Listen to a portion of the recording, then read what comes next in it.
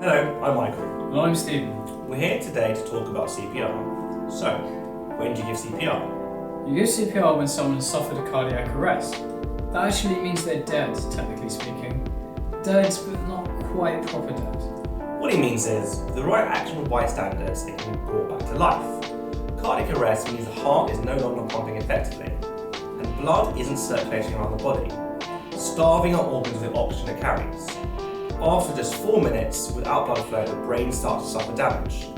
After 7 minutes, the damage is usually irreversible. That's where CPR comes in. You breathe and pump the heart for them so that oxygen continues to reach the brain and other vital organs, keeping them in good nick until paramedics arrive. The sooner CPR starts and an ambulance arrives, the better their chance of survival. So quick action by bystanders is absolutely essential. Now, if you don't know how long they've been in cardiac arrest for, or it's been longer than 7 minutes, you should still go ahead and do CPR anyway. The thing to really emphasise here is if someone has suffered cardiac arrest, they desperately need someone to step in and help. Don't worry if you've not been trained, don't be scared of making things worse. You see, you can't really make things worse. They're dead. Medically speaking, it couldn't really be much worse. Unless, of course, they've been Ned Stark. But how do you know if someone's dead? Well, it sounds obvious, but you do need to be sure before you start.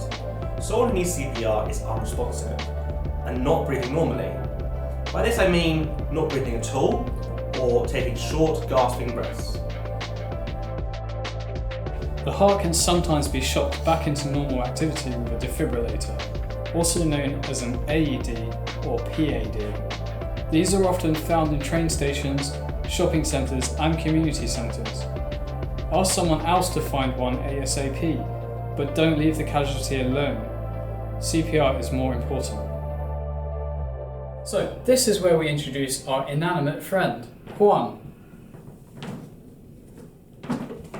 Juan is a CPR mannequin.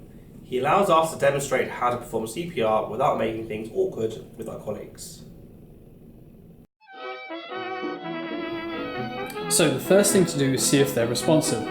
Gently shake the casualty's shoulders and speak loudly and clearly to them, like so. Hello, can you hear me? Can you open your eyes?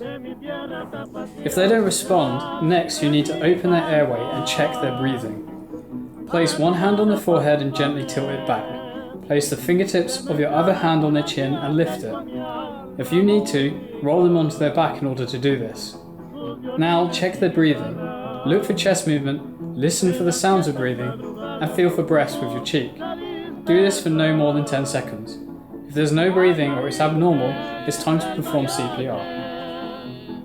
So remember, CPR when not responsive and not breathing normally. Juan definitely meets those criteria.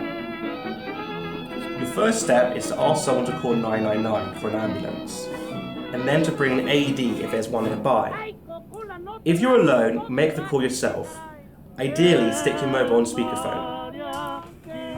Then, start CPR as soon as possible. The earlier you do this, the better their chances of being saved.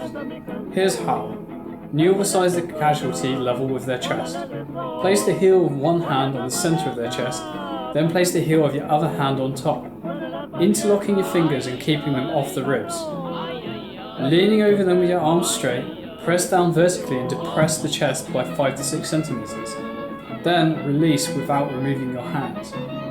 Let the chest come back up fully before pressing down again. This is called a chest compression. The time taken to press down and release again should be about the same.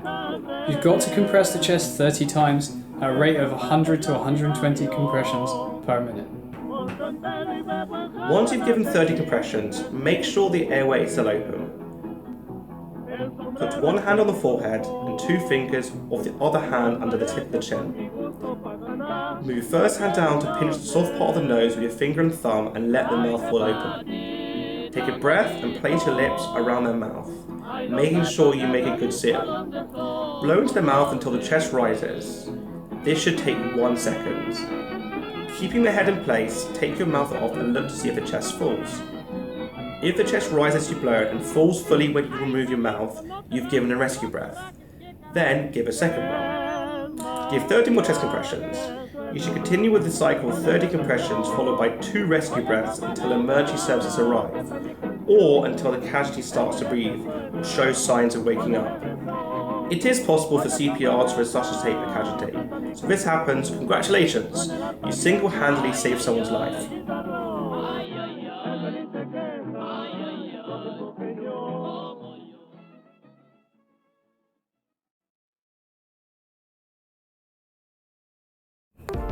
So to recap, if you see someone has collapsed, firstly check if they're responsive, then check if they're breathing normally. If they're not responding to you or breathing normally, get someone to call an ambulance as soon as possible, or do it yourself if you're on your own. Next, you start CPR as quick as you can, with 30 chest compressions followed by 2 rescue breaths. Continue this cycle until help arrives or the casualty starts to breathe or show signs of responsiveness. Finally, if you don't feel like you can give rescue breaths, just give chest compressions.